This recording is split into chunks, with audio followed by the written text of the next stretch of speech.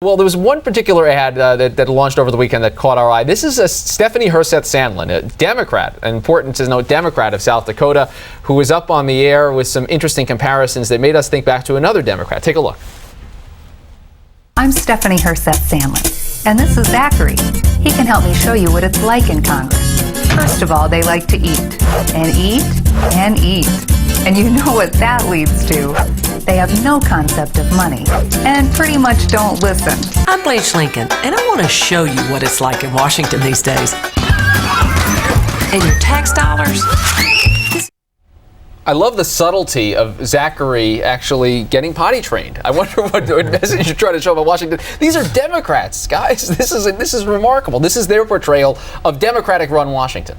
That's right. You know, it's a place for the kids, and thanks to Alexander Pepper, our intern, for noticing the similarity between those two ads. We're joined today by Michael Shear from the Washington Post, who's taking the August recess literally. I'm slumming it. The president's out of town, so you know I don't have to put on the suit. Fair enough. That's right. But going to a more serious topic, we have. Let me read you a quote from Newt Gingrich here. He says that President Obama building the mosque near Ground Zero would be like putting a Nazi sign next to the Holocaust Museum. Is this thing getting way too overheated? Well, it is. I mean, I think if you go back over the last couple of weeks, there has been already that kind of rhetoric. It hadn't gotten the kind of national publicity that it's getting now because everything gets taken to a new level when a president weighs in. And you know, the president has done it. I mean, I think that, you know, there are people who have sort of scratching their heads about how he did this, you know, making the remarks that he did on Friday night and coming back and adjusting and amending and, you know, revising them again on Saturday. So, you know, it'll be interesting to see as he goes on travels the next few days whether it continues to dog him along the way. Well, I want to ask about that because he starts out on Friday with this strong statement. Everyone read it, this unequivocal support for the building of this mosque near Ground Zero, and then comes back on Saturday and says, well, I wasn't commenting on this particular product. Right. How it happened there? Where did the message get wrong? Was it wrong on Friday or was it wrong on Saturday? Because there was definitely a different tone being set. You know, if you ask the White House says, well, you know, this really doesn't, you know, this doesn't, one doesn't undo the other, and they say, look, he got asked a question by a reporter, thrown out while he was heading to Florida, and he kind of, you know, revised it and extended it a bit.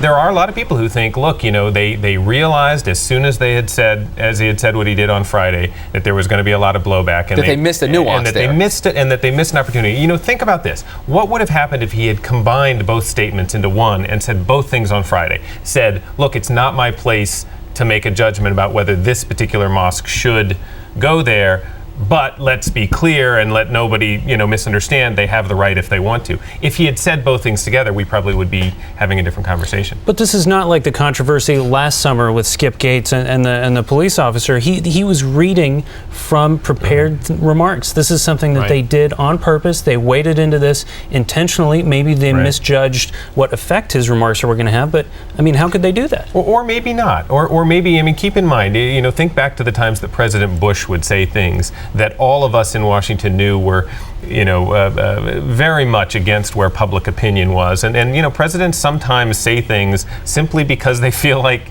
you know, they want to weigh in. And it may be that against the better judgment of some of his political advisors, he was hell-bent on saying something here. That seems to be the scenario here, not like he was being pushed into it by any political motivations. This was presidential leadership, not political. And you know, but to your question, I think, you know, if that's the case, it's incumbent upon his political advisors to figure out, okay, how do we do this in the best way, right? You know, and it seems like this may not have been the best way to do it. But is there some mental jujitsu upside to this, where he shows strong leadership in the face of public opinion and gets kudos as a leader? Well, that's certainly how President Bush's people used to handle it, right? I mean, that those things that were going against public opinion and the strong stream of public opinion were characterized as, you know, leadership, essentially leadership, and certainly the folks in the Obama administration would say the same thing, that look, you know, you can't ding him for, you know, sticking his finger in the wind, because clearly the polls are exactly the opposite. So, but the wind is blowing, and it's 2 months before the election, 2.5 months before the election, and Democrats see this. A lot of Democrats see this, and they think,